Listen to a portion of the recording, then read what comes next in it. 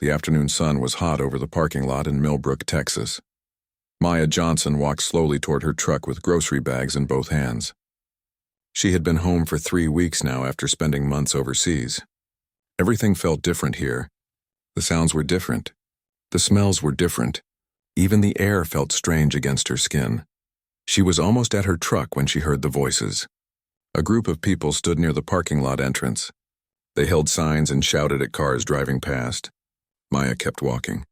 She did not want any trouble. She just wanted to go home, someone called out to her. Maya ignored it. The voice came again, louder this time and more aggressive. Maya stopped walking. She turned around slowly and looked at the group. A man in a red cap was pointing right at her. Other people in the group were looking her way too. The man walked toward her. He had a red face from too much sun. His eyes were angry. Maya stood still and waited. She had learned long ago that staying calm was important. Panic made everything worse. She breathed slowly and watched the man approach. He stopped a few feet away from her. His friends followed behind him. Maya counted them quickly. 15 people, maybe more. They formed a half circle around her. She noticed the parking lot had become very quiet. Other shoppers had stopped to watch. The man spoke first. His voice was loud and mean. He told Maya she did not belong here. He said she should leave this town. Maya felt her heart beat faster, but her face stayed calm. She had felt fear before, real fear. This was nothing compared to what she had seen overseas. Maya asked the man if there was a problem. She kept her voice quiet and steady. The man laughed. It was not a happy laugh. It was the kind of laugh that came before trouble. He told Maya that yes, there was a problem. The problem was her. A woman with blonde hair stepped forward. She was holding a sign. The words on the sign were full of hate. The woman said this was a good town. She said people like Maya were not welcome here. Maya picked up her grocery bags again. She told them she just wanted to get to her truck. More people from the group moved to block her path. Maya put her bags down carefully. She kept her hands where everyone could see them. She knew how situations like this could go wrong very fast. One wrong move and everything could explode into violence. Maya told them again that she was not looking for trouble. She just wanted to leave. The man in the red cap moved closer. He was inches from her face now. She could smell coffee on his breath. He told her she had no right to be in their town. He said people like her were destroying everything good about this country. Maya did not move. She did not speak. She just looked at him. She had stared down enemy soldiers before.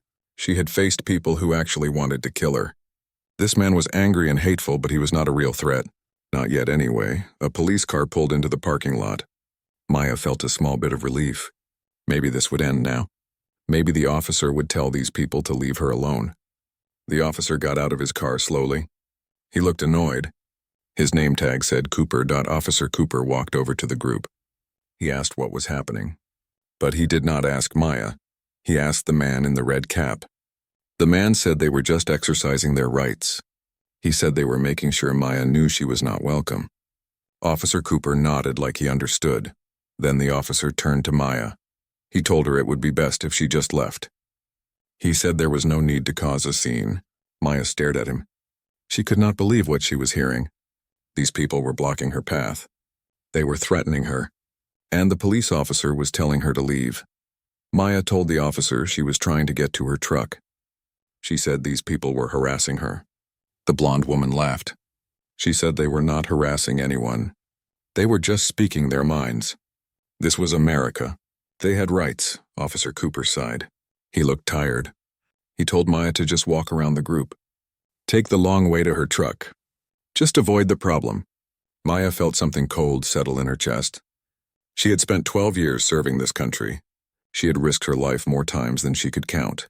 And now a police officer was telling her to walk around a group of racists in her own hometown. Maya said one word. She said no. The crowd got louder. They did not like that answer. Officer Cooper's face turned red. He told Maya he was asking her nicely to cooperate. Maya looked at him steadily. She told him she had every right to walk to her vehicle. She said these people were breaking the law by blocking her path and threatening her. The officer started to respond, but another voice interrupted him. A young man was walking toward them. He had brown hair and wore a college sweatshirt. He was holding up his phone. He said he had been recording everything. He told Officer Cooper that he might want to rethink his approach. The young man said Maya had done nothing wrong. He said she was being harassed and threatened. He said the officer should be helping her, not telling her to leave. The man in the red cap turned toward the young man. He told him to stay out of it. This was none of his business. The young man said it was everyone's business. He said what was happening here was wrong. It was illegal. He asked Maya if she wanted to press charges. Maya looked at this stranger who was standing up for her. She had never seen him before, but he was willing to help when no one else would. Maya nodded. She said yes. She wanted to press charges. The crowd erupted in anger. People shouted. Some moved closer. The man in the red cap stepped right up to Maya. His face was very close to hers now. He told her she was making a big mistake. He said she had no idea who she was dealing with. Maya felt something change inside her. The careful control slipped just a little. She looked at the man with eyes that had seen real combat. Her voice was quiet, but it carried power. She told him that actually he had no idea who he was dealing with. A black SUV pulled into the parking lot. The windows were dark and nobody could see inside. The vehicle parked near Maya's truck. The door opened and a man stepped out. He was older, maybe in his 50s. He wore jeans and a regular shirt, but something about him was different. He walked like someone who had seen many battles. The man looked at the scene in front of him. He took in everything with quick eyes. The angry crowd. Maya standing alone. The police officer looking uncomfortable. The young man with the phone. He understood what was happening immediately. He had seen situations like this before. He walked toward the group with steady steps. People moved out of his way without knowing why. There was something about him that commanded respect. When he spoke, his voice was calm, but everyone listened. He asked if there was a problem. Officer Cooper turned toward the newcomer. He asked who the man was. The man pulled something from his pocket. It was a military identification card. He said his name was Colonel James Patterson. He said he was with the United States Army. Then he said something that made everyone go quiet. He said Maya was one of his rangers. The man in the red cap laughed. It sounded nervous this time. He said a ranger. This woman. He said the colonel was lying. There was no way that could be true. Colonel Patterson looked at the man with cold eyes. He did not raise his voice. He did not need to. The colonel said Maya's full name. Captain Maya Johnson. He said she served with the 75th Ranger Regiment, 3 tours in Afghanistan, 2 tours in Iraq. He said she had received the Silver Star. That was one of the highest medals for bravery. He said she was standing in her own hometown being harassed by people she had risked her life to protect. The crowd became very quiet. Some people looked uncomfortable now. They had not known who Maya was. They had just seen a black woman and decided she did not belong. Now they were learning the truth. But not everyone cared about the truth. The blonde woman spoke up. Her voice was sharp and angry. She said she did not care if Maya was a general. She still did not belong in this town. Colonel Patterson turned to look at her. The woman actually took a step back. There was something in his eyes that scared her. The colonel said that was interesting. He said Maya was born in Millbrook. She grew up here. She went to Millbrook High School and graduated with honors. She joined the Army the day after graduation. She had spent 12 years serving her country with distinction. So when people said she did not belong here, what did they really mean? The young man with the phone, Daniel, moved to get a better angle. He wanted to make sure he captured everything. Other people in the parking lot had stopped what they were doing. They came closer to watch. Some of them recognized Maya. They remembered her from school or knew her family. An older woman pushed through the crowd. She owned a flower shop in town. Her name was Linda. She looked at Maya with surprise and happiness. She said Maya's name like a question. She said she had not seen Maya since she joined the Army. Maya's face softened when she saw Linda. She said hello. Linda looked around at the protest group with disgust. She said these people were wrong. She said Maya was a hero. Linda's son had served in Iraq. He served with Maya's brother. She said Maya had saved his life when their convoy was attacked. The man in the red cap was losing his confidence. His face was not so red anymore. He looked uncertain, but he was not ready to give up completely. He said it did not change anything. He said they had a right to their beliefs. They had freedom of speech. Colonel Patterson agreed. He said yes, they had a right to their beliefs, but they did not have a right to harass people. They did not have a right to threaten people or block their path. He looked at Officer Cooper. He asked if the officer was going to handle this situation properly, or did he need to call someone higher up? Officer Cooper looked trapped. Everything had changed. There were witnesses now. There were cameras. There was a military colonel. He could not just tell Maya to leave anymore. He cleared his throat. He told everyone to calm down. He said Maya was free to go to her vehicle. He said the protesters needed to clear a path. The colonel corrected him. He said, "Captain Johnson." "Not Miss Johnson, Captain." Officer Cooper nodded. He repeated the name correctly this time. "Captain Johnson." The protesters moved slowly. They did not want to move, but they had no choice now. They created a narrow path toward Maya's truck. Maya bent down to pick up her grocery bags. As she did, the man in the red cap made a bad mistake. He grabbed her arm. His fingers dug into her skin. He leaned close and said they were not done here. His voice was threatening. He thought he could still intimidate her. What happened next was very fast. Maya moved without thinking. Her body remembered the training even when her mind did not. She swept his arm away with one hand. At the same time, she stepped into a defensive position. Her other hand came up to his collar. In less than 3 seconds, the man was spun around and bent forward. His arm was secured behind his back. He could not move. Maya had not hurt him, but he was completely controlled. Maya spoke quietly. She said he was right. They were not done. She said he had just committed assault in front of multiple witnesses, in front of a police officer and a military colonel. Everyone had seen it. There was no way to deny what he had done. Officer Cooper finally moved. He told Maya to release the man. He said the man was under arrest. Maya let go immediately. She stepped back with her hands visible. The man stumbled forward. Officer Cooper caught him and pulled out handcuffs. He did not look happy about it. The man started shouting. He said this was ridiculous. He said Maya had attacked him. Daniel held up his phone. He said he had recorded everything. The man grabbed Maya first. That was assault. Maya defended herself appropriately. She used minimal force. It was textbook self-defense. Anyone watching the video would see the truth. Another protester spoke up. He was younger and had been quiet until now. He told the man in the red cap to stop. He said they should just leave. This was not supposed to happen like this. They should go home. But the man in the red cap was not finished. As Officer Cooper tried to put the handcuffs on, the man in the red cap wrenched himself away. He was angry and humiliated. He could not accept what was happening. He charged at Maya with rage in his eyes. He thought he could overpower her. He was wrong. Maya sidestepped easily. She used his own momentum against him. Her movements were smooth and practiced. In 2 quick motions, the man was face down on the pavement. His arm was controlled again. This time, Maya's voice had steel in it. She told him to stay down. It was not a request.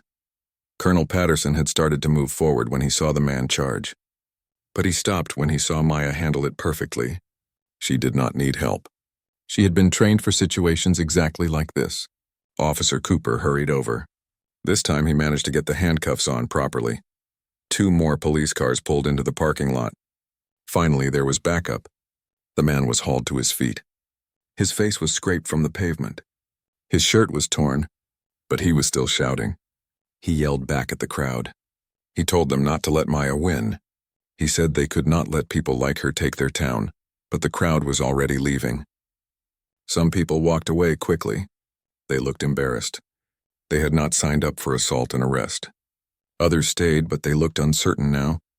The blonde woman who had been so loud before slipped away quietly. She left her sign on the ground. Linda hurried over to Maya. Her face showed concern and worry. She asked if Maya was all right. She said what happened was terrifying. Maya nodded.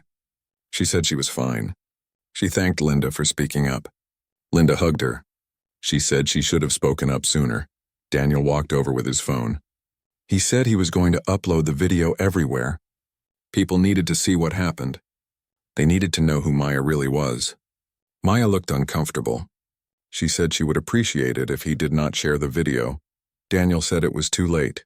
The video was already uploading to social media, but he told Maya not to worry. He had made sure to focus on the protesters, not on her. The story was about their actions and Maya's incredible restraint. He said she had every right to defend herself and she did it perfectly. Colonel Patterson put his hand on Maya's shoulder. He asked if she was sure she was okay. Maya said, "Yes, sir." She said she was just tired of dealing with this kind of thing. The colonel's voice was quiet and understanding. He said he knew how she felt. He wished he could say it gets easier, but it does not. He told Maya she handled everything exactly right. She maintained her composure. She tried to de-escalate the situation. She only used force when it was necessary and appropriate. Her training had shown through.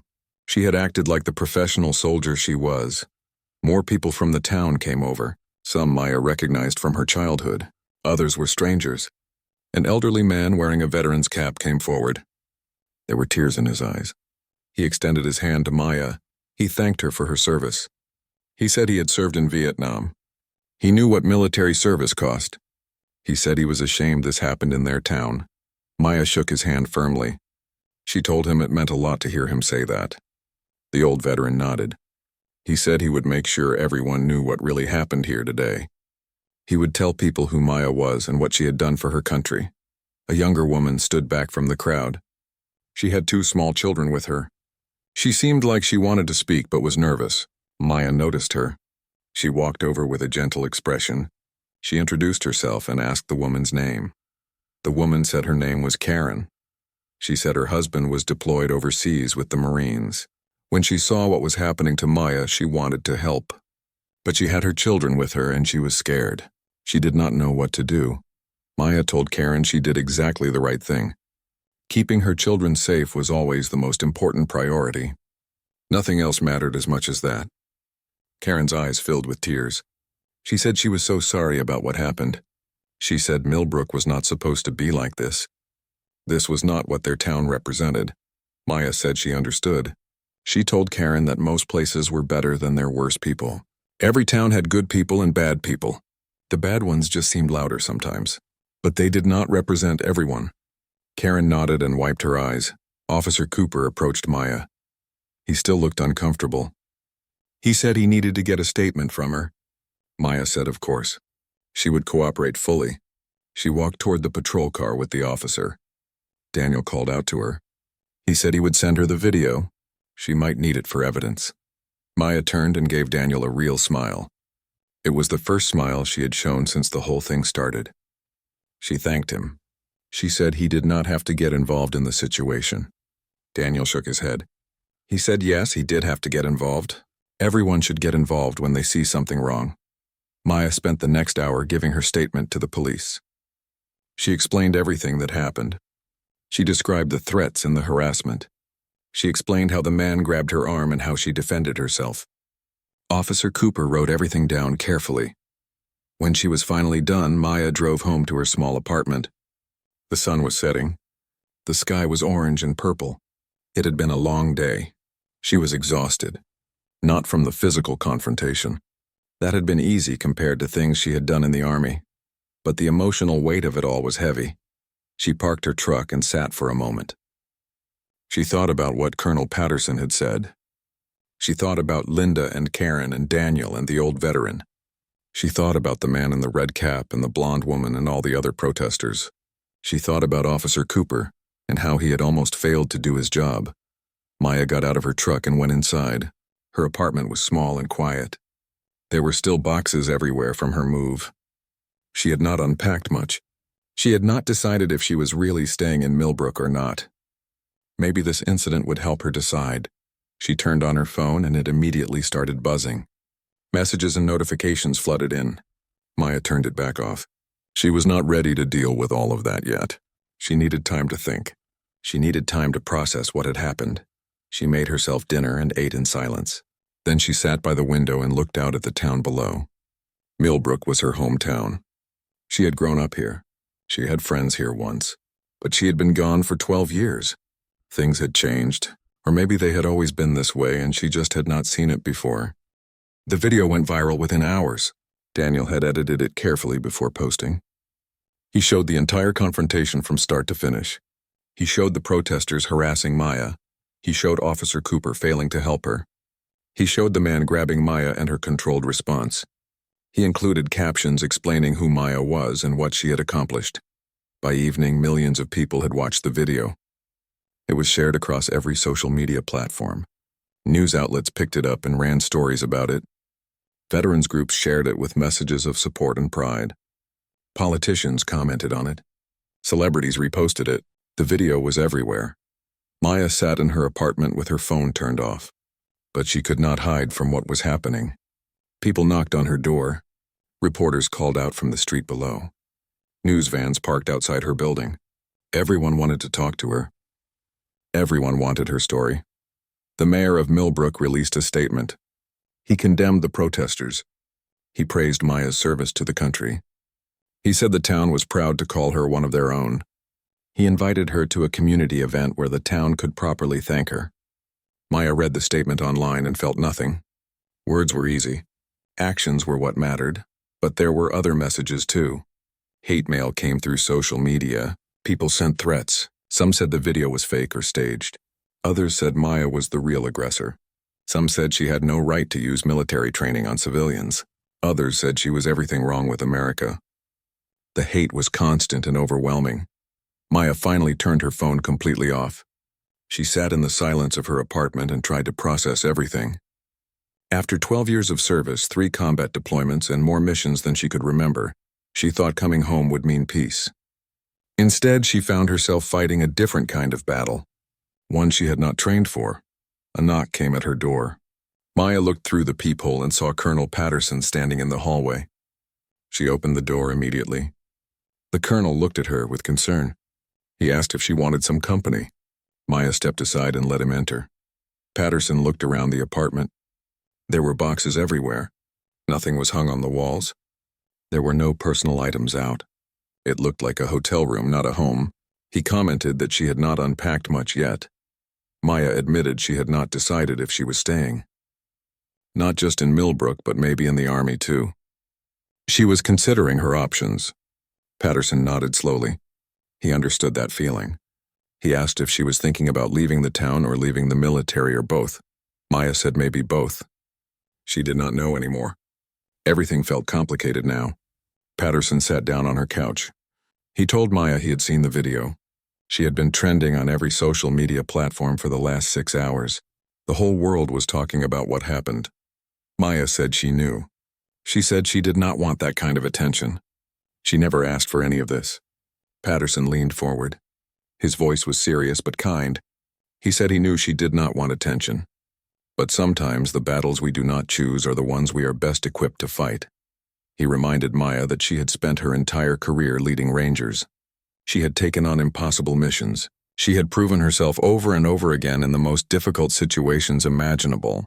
Today she showed incredible restraint and professionalism when faced with hatred and ignorance. That mattered more than she might realize. Maya said it should not have happened at all. She had led soldiers in combat zones. She had made life and death decisions. She had earned her place in the military and in society. But she still had to prove she belonged in a parking lot in her own hometown. It was exhausting and frustrating and wrong. Patterson agreed completely. He said she was right. It should not have happened. But it did happen. And the way she handled it was going to make a difference for a lot of people. There were young women watching that video who needed to see what she did. There were other veterans who had dealt with similar situations and felt less alone now. There were kids who needed to see what real strength looked like. He told Maya that leadership was not just about wearing a uniform or commanding troops. It was about how you acted in every situation. It was about choosing to do the right thing even when it was hard. She had shown that kind of leadership today. Whether she wanted to or not, she had become a symbol of something important. Maya was quiet for a long time. She thought about what the colonel was saying. She thought about Karen and her deployed husband. She thought about the old veteran who thanked her. She thought about Daniel, who stood up for her when no one else would. She thought about all the people who would see that video and what it might mean to them. Finally, Maya asked what Patterson thought she should do. Should she stay in Millbrook? Should she do interviews and talk about what happened? Should she let herself become a public figure? Or should she just disappear and try to move on with her life quietly? Patterson said that decision was hers alone. Nobody could make it for her. But he reminded her that Rangers do not quit. They do not run from difficult situations. They adapt and overcome. They complete the mission even when the mission changes. The mission had changed for Maya, but that did not mean she had to give up. He suggested she take a few days to think about it. Turn off her phone. Ignore the media. Take time to process what happened and decide what she wanted to do next. But whatever she decided, he wanted her to know he supported her. The army supported her, and a lot of people she had never met supported her too. After Patterson left, Maya sat alone in her apartment again. She thought about her years in the army. She thought about why she had joined in the first place. It was not for glory or recognition. It was because she believed in service. She believed in protecting people and standing up for what was right. That belief had not changed just because she was home now. The uniform might be different, but the principles were the same. Courage, honor, integrity, sacrifice. Those things mattered everywhere, not just on a battlefield. Maybe Patterson was right. Maybe this was just a different kind of mission. 3 days passed. Maya spent them alone in her apartment, away from the media circus outside. She read messages from old army friends offering support. She read comments from strangers sharing their own experiences with racism and discrimination. She read opinions from people debating whether she had handled the situation correctly. On the morning of the 4th day, Maya made her decision. She got dressed in civilian clothes, nothing fancy, just jeans and a simple shirt. She looked at herself in the mirror. The woman looking back had been through a lot. Combat zones, hostile territories, impossible missions. One parking lot confrontation was not going to break her. She walked outside for the first time since the incident. Reporters immediately surrounded her. Cameras flashed. Questions came from every direction. Maya held up her hand and everyone went quiet. She said she would make one statement and then she wanted privacy. Everyone agreed. Maya spoke clearly and calmly. She said she appreciated the support from people around the country. She said what happened in that parking lot was unfortunate, but it was also an opportunity to have important conversations about respect, dignity, and equal treatment. She said she was staying in Millbrook. This was her home and she would not be driven away from it. The reporters asked if she planned to take legal action against the protesters. Maya said the legal process would handle itself. She was more interested in moving forward constructively. She wanted to work with the community to build understanding and prevent situations like this from happening again. Someone asked if she was angry. Maya paused before answering.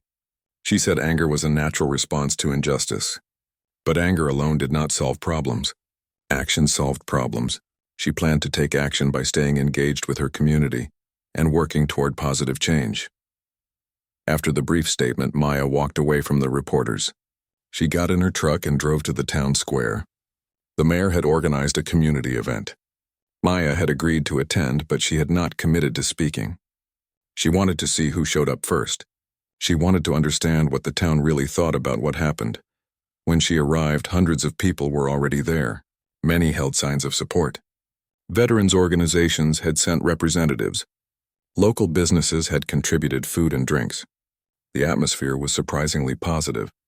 People smiled when they saw her. They waved and called out encouragement, but Maya also noticed some people standing at the edges of the crowd. They did not hold signs. They did not smile. They watched with suspicious or angry faces. Not everyone in Millbrook was happy about what had happened. Not everyone supported her. That was okay. Maya did not need everyone to like her. She just needed them to respect her right to exist in her own hometown. The mayor, a man named Stephen Grant, welcomed everyone to the event. He spoke about community values and coming together after difficult times. He talked about Millbrook's history and its future. Then he invited Maya to come forward and speak if she wanted to. Maya had not prepared a speech. She did not know what she would say until she was standing at the microphone looking out at all those faces. Then the words came naturally. She thanked everyone for coming. She said she had spent the last few days thinking about what happened in the parking lot and what it meant. She told them about joining the army 12 years ago. She talked about believing in service and sacrifice. She talked about protecting the freedoms and rights that made the country great. She mentioned the friends she had lost in combat, the missions she had completed, the places she had been and the things she had seen. Then Maya said something important. She said the fight for what is right does not end overseas. It does not end when you take off the uniform. The same principles that made her a good ranger mattered just as much at home. Courage, honor, integrity, standing up for what is right even when it is difficult. Those things applied everywhere. She looked directly at the part of the crowd where some of the original protesters' families stood. She said she did not hate the people who confronted her. She did not even really blame them. Fear and ignorance were easy. They were comfortable. What was hard was looking past differences and choosing to see each other as human beings first. The crowd was completely silent. People listened to every word. Maya continued speaking. She said she was staying in Millbrook. This was her home. She was going to continue serving, just in a different way. She planned to start a youth outreach program for kids interested in military service. She would work with local law enforcement on bias training. She would be visible, present, and engaged in the community. She explained that Rangers do not quit when things get hard. They adapt. They overcome. They complete the mission. Her mission had changed, but it had not ended. Now her mission was helping build a better community, one where everyone felt safe and respected regardless of how they looked or where they came from. The applause was loud and long. People cheered. Maya stepped back from the microphone feeling drained but also relieved. She had said what needed to be said. Now it was time to follow through with action. Linda came forward and hugged Maya tightly. Then Karen joined them with her 2 children. Then Daniel came over. Soon there was a line of people waiting to shake Maya's hand, to thank her, to welcome her home properly. Maya greeted each person with patience and genuine warmth. Colonel Patterson watched from the side. He felt proud of Maya and what she was doing. This was leadership in its purest form. Not commanding troops in battle, but inspiring people through example. Not fighting enemies with weapons, but confronting hatred with dignity and grace. Maya had shown courage that could not be taught, only lived. As the event continued, Maya found herself surrounded by local teenagers. They asked her questions about Ranger School, about deployments, about what it took to succeed in the military. Maya answered honestly. She talked about the challenges and the rewards. She shared stories of triumph and failure. She wanted them to understand that military service was not easy, but it was worthwhile. One girl hung back from the group. She was about 16 years old. When the others left, she approached Maya shyly. She introduced herself as Claire. She said she had been thinking about joining the army after high school, but her parents were worried. They said it would be too hard, especially for someone like her. She asked if Maya ever felt like giving up. Maya looked at Claire and saw herself at that age, full of dreams and doubts, wanting to serve but scared of failure. Maya told Claire the truth. She said yes, she felt like giving up every single day during Ranger School. The training was brutal. The standards were incredibly high. Being a black woman added extra challenges. People doubted her. Some people did not want her there. Some people waited for her to fail. But Maya continued talking to Claire. She explained that every time someone doubted her, it made her train harder. Every time someone said she could not do something, she proved them wrong. Not because she wanted to show them up, but because she wanted to show herself what she was capable of. And she discovered she was capable of so much more than she ever imagined. Maya placed her hand on Claire's shoulder. She told the young girl that if she truly wanted to serve, if she felt that calling inside her, then she should not let fear or doubt stop her. The path would not be easy. Nothing worth doing ever was. But she would find allies along the way, people who would see her potential and help her reach it. She would also face obstacles, but those obstacles would not define her. How she overcame them would. Claire's eyes were bright with tears and determination. She thanked Maya. She said she needed to hear those words. Maya smiled and told Claire to stay in touch. She gave her contact information and said she would help however she could. Whether that meant answering questions, providing guidance, or just being someone who understood the challenges. As the sun began to set over Millbrook, the crowd slowly dispersed. People went home feeling hopeful. They had seen their community come together. They had heard Maya speak with wisdom and grace. They had witnessed something important happening in their small town. Maya drove back to her apartment as darkness fell. The boxes were still unpacked. The walls were still bare, but something had changed. The apartment felt less like a temporary shelter and more like a place where she could build a life. She was ready to unpack now, ready to commit to being here. Her phone buzzed with a text from Colonel Patterson. He said he was proud of her. He said the speech she gave was perfect. Leadership was not just about what you do in uniform, he wrote. It was about who you are when nobody is watching and how you act when everyone is. She had both covered. He told her to stay strong. Maya smiled and sent back a simple reply. She thanked him and said the mission continues. She set her phone down and walked to the window. The town spread out before her in the darkness. Lights twinkled from houses and street lamps. Cars moved along the roads. Life continued as it always did. Millbrook was not perfect. The parking lot incident proved that clearly. There was still work to be done. Still minds to change, still battles to fight, but Maya had never backed down from a challenge before. She was not about to start now. This was just another mission. Different terrain, different tactics, but the same core principles. The next morning, Maya woke up early. She put on running shoes and went out for a jog through town. The air was cool and fresh. The streets were mostly empty at this hour. As she ran, a few early risers waved from their porches. A man walking his dog called out good morning. A woman getting her newspaper smiled and nodded. These small gestures meant more than grand speeches or big events. They meant acceptance. They meant belonging. Maya picked up her pace, her breathing steady and controlled. She felt strong. She felt ready. Whatever came next, she would handle it. When she returned to her apartment, she finally started unpacking boxes. She hung pictures on the walls. She organized her kitchen. She set up her living room. She made the space feel like home. This was not temporary anymore. This was where she lived. This was where she would build her new life.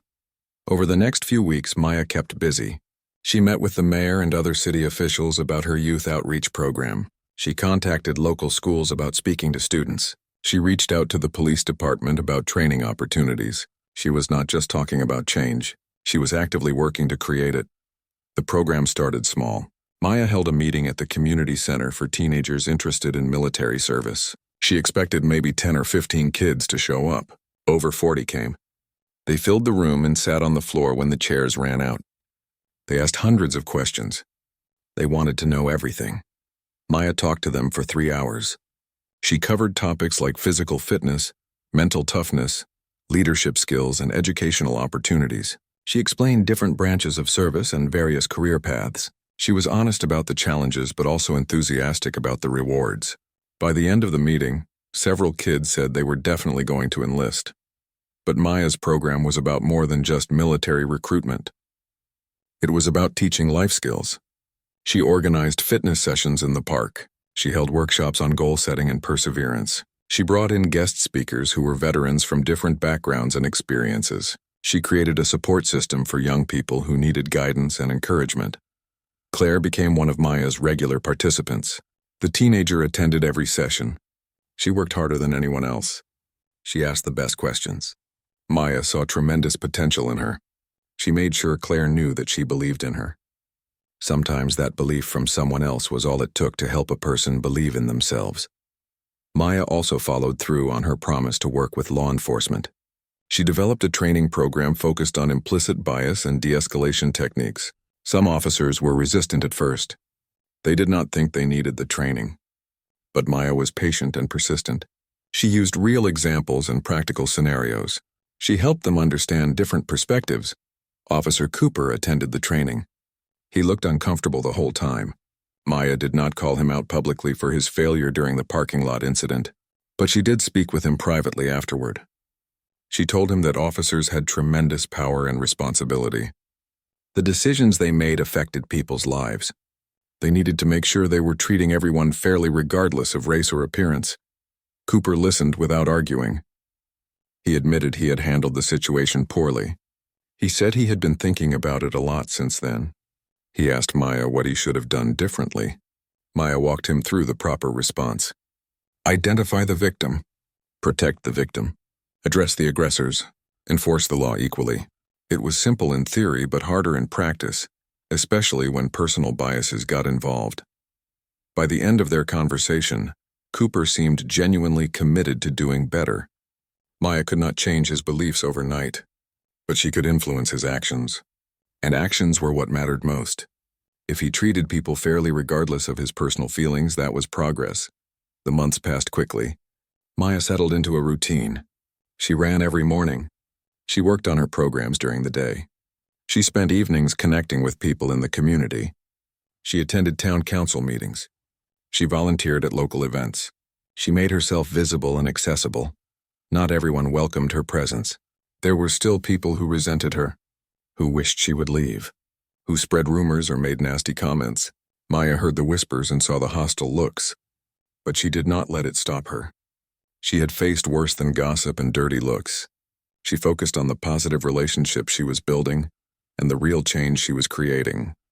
One afternoon, Maya received a call from the high school principal. His name was Mr. Harris, and he had an unusual request. The school was planning a career day, and he wanted Maya to be one of the speakers. She would talk to students about military service and career opportunities in the armed forces. Maya immediately agreed. She remembered career day from when she was in high school. Nobody had talked about the military in a way that made it seem accessible to her. All the speakers were business people or doctors or lawyers. She never saw anyone who looked like her talking about serving in the Army. Maybe she could be that person for current students. The day arrived and Maya walked into Millbrook High School for the first time in 12 years. The building looked the same but also different. The walls were freshly painted. There were new computers in the library, but the smell was the same. That distinct school smell of floor cleaner and cafeteria food and old books. Maya was assigned to the auditorium. She would give 4 presentations throughout the day to different groups of students. The first group filed in looking bored and distracted. They were juniors, about 16 or 17 years old. They slouched in their seats and played with their phones. Maya remembered being that age. She remembered thinking she knew everything. She started her presentation simply. She introduced herself and explained her background. Born right here in Millbrook, graduated from this very school, joined the Army and became a ranger, served for 12 years in combat zones around the world. Now she was back home working in the community. A student raised his hand. He asked if Maya had killed anyone. The room went silent. Other students looked uncomfortable. They thought he had asked an inappropriate question, but Maya was not offended. She appreciated honest curiosity more than polite avoidance. Maya explained that she could not discuss specific operations or missions, but she could say that combat was nothing like movies or video games. It was chaotic and terrifying. It tested everything you thought you knew about yourself. The goal was always to complete the mission while protecting your team. Sometimes that meant engaging the enemy. Sometimes it meant finding another way. Another student asked why Maya joined the Army.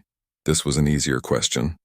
Maya talked about wanting to serve something bigger than herself, wanting to develop discipline and skills, wanting to see the world and challenge herself, wanting to make a difference. The military offered all of that and more. She told them about Ranger School, about the physical demands and the mental challenges, about learning to push past limits she thought were absolute, about discovering strength she did not know she had, about earning the respect of her fellow soldiers through hard work and determination. A girl in the front row asked if it was hard being a woman in the military. Maya nodded. She said yes, it was sometimes difficult. There were people who doubted her abilities because of her gender. There were people who did not think women belonged in combat roles. But there were also many people who judged her only on her performance, who cared about whether she could do the job, not about what she looked like. Then the girl asked a follow-up question. She asked if it was harder being a black woman. The room got very quiet again. Students shifted in their seats. They were not used to talking about race so directly, but Maya appreciated the question. It showed the girl was thinking critically about real challenges. Maya told the truth. She said yes, being a black woman added additional challenges. She faced prejudice and discrimination. She had to work harder to prove herself. She had to be better than good to be considered equal. But she also found allies and mentors who supported her. She found a community of soldiers who cared more about competence than color. She talked about the parking lot incident. Most of the students had seen the video. It had been shared widely in the school. Maya explained that racism did not disappear just because you served your country, but the skills she learned in the military helped her handle difficult situations with composure and control.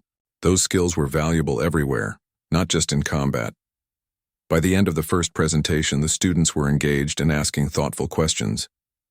They wanted to know about deployment schedules and educational benefits. They asked about different military careers and advancement opportunities. Several students came up afterward to talk more privately. One boy said he had been thinking about joining the Marines. Maya encouraged him and offered to help with the process. The remaining presentations went similarly well. By the end of the day, Maya had spoken to nearly 400 students. She was exhausted but also energized.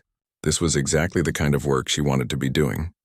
Helping young people understand their options, showing them that someone like them could succeed in challenging environments.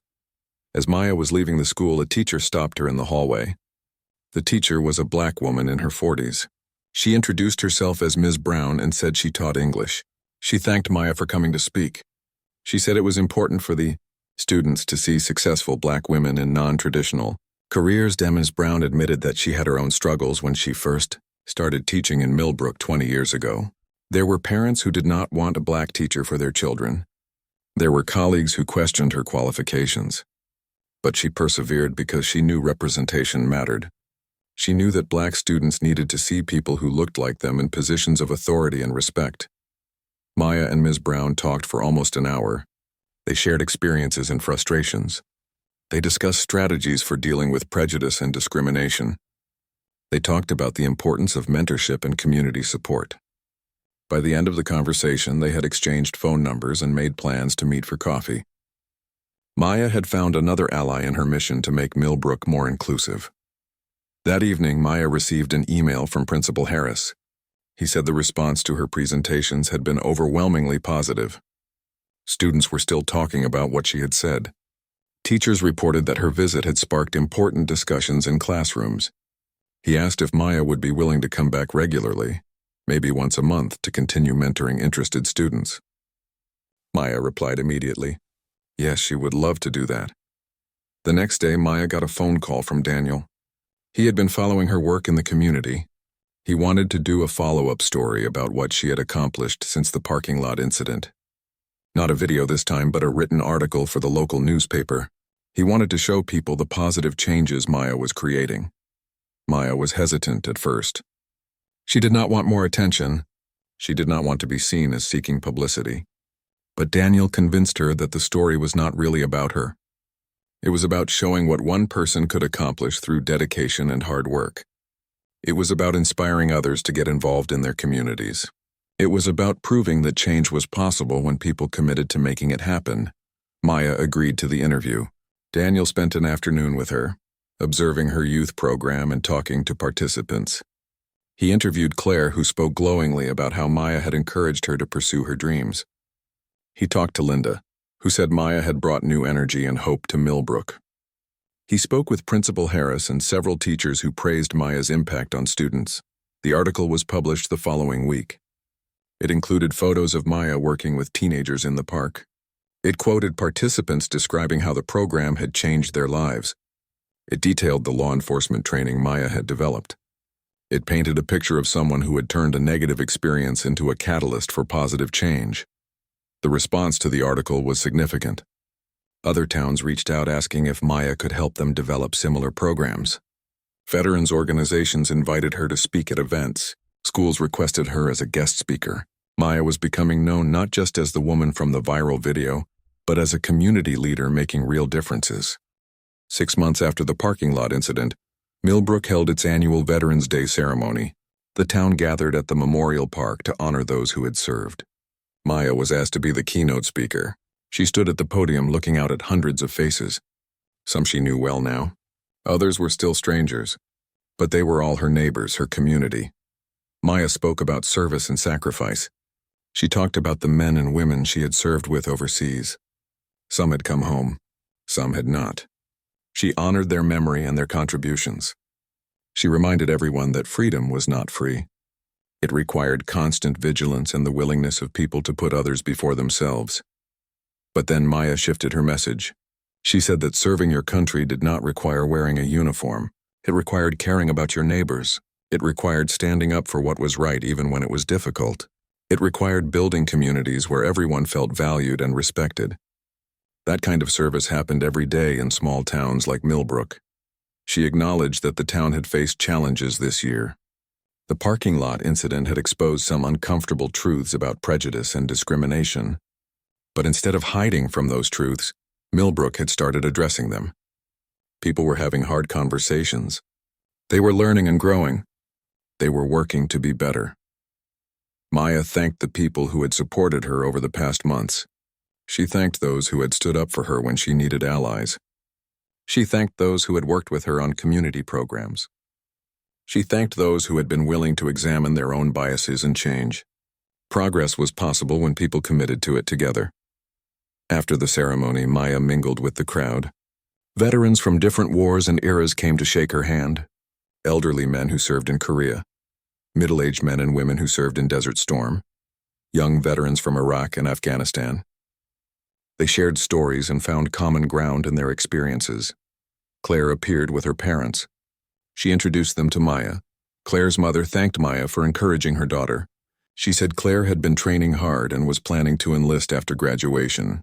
Her father, who had been skeptical at first, admitted that Maya had shown him what his daughter was capable of becoming. He was proud and excited now rather than worried. Karen came over with her children. She had good news. Her husband was coming home next month. His deployment was ending. She said she had been writing to him about Maya and all the positive changes in Millbrook. He was eager to meet her and get involved in the community programs. Karen said having veterans helping other veterans was so important.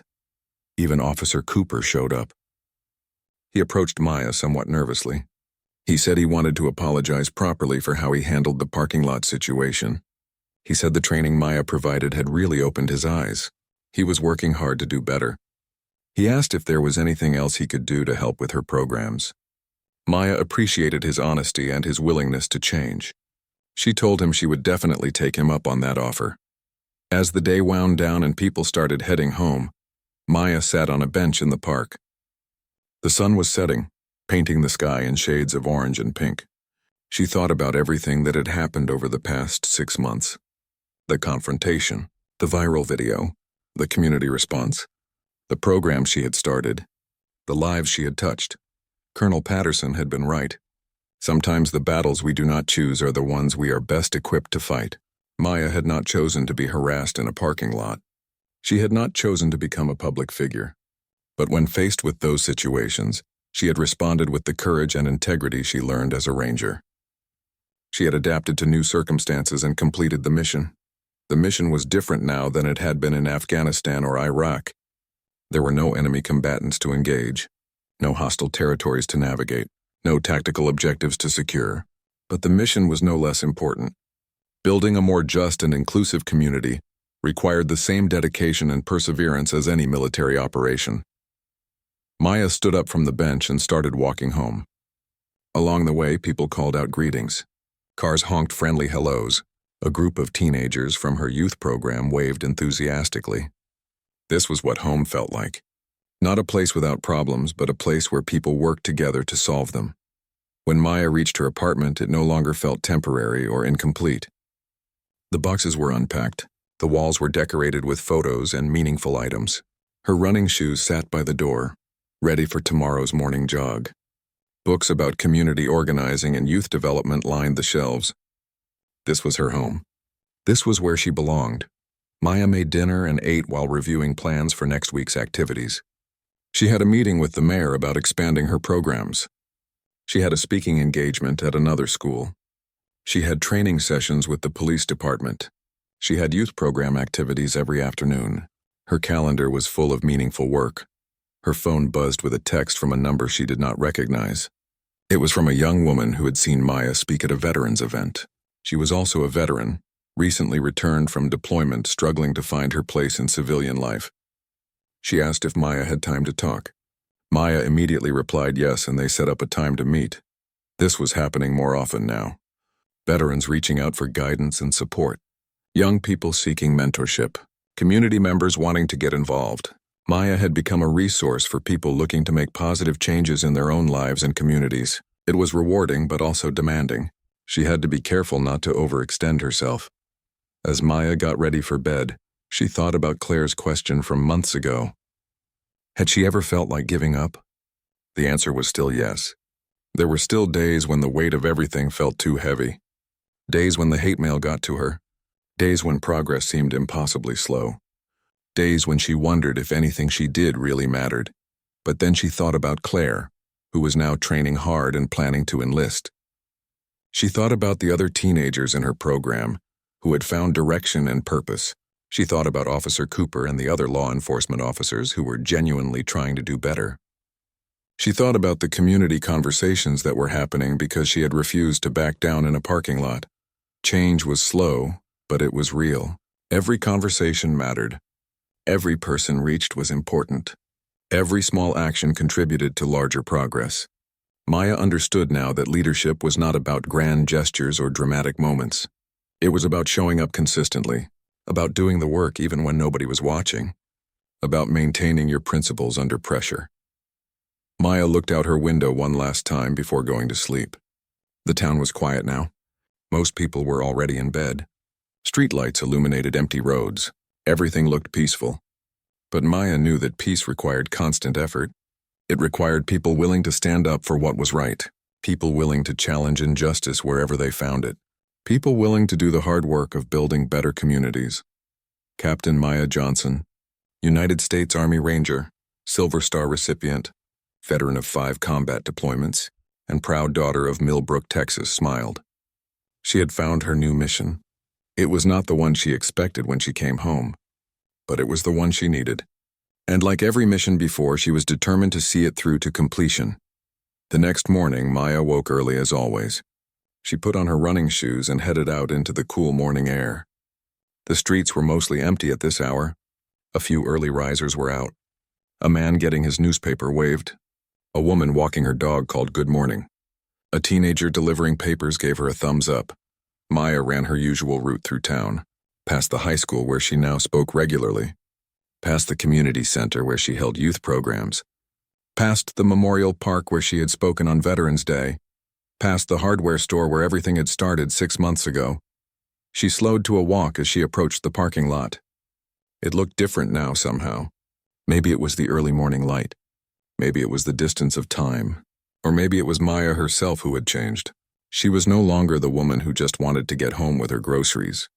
She was someone who had chosen to stay and fight for her community. Maya stood in the spot where she had been confronted. She remembered the anger and the fear. She remembered the moment she decided not to back down. She remembered Daniel stepping in to help. She remembered Colonel Patterson arriving. She remembered the moment everything changed. A truck pulled into the parking lot. An elderly man got out. He looked at Maya and recognition crossed his face. He walked over slowly.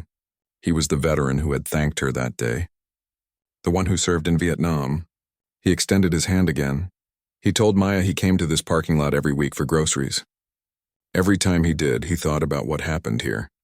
He thought about how she handled herself with such dignity and strength. He said he had lived in Millbrook his whole life, and what she had done in the past 6 months was remarkable. She had changed this town for the better. He was grateful. Maya thanked him for his kind words. She said she was just trying to live according to the principles she learned in the military. Service, honor, courage, commitment. Those principles applied everywhere, not just on battlefields.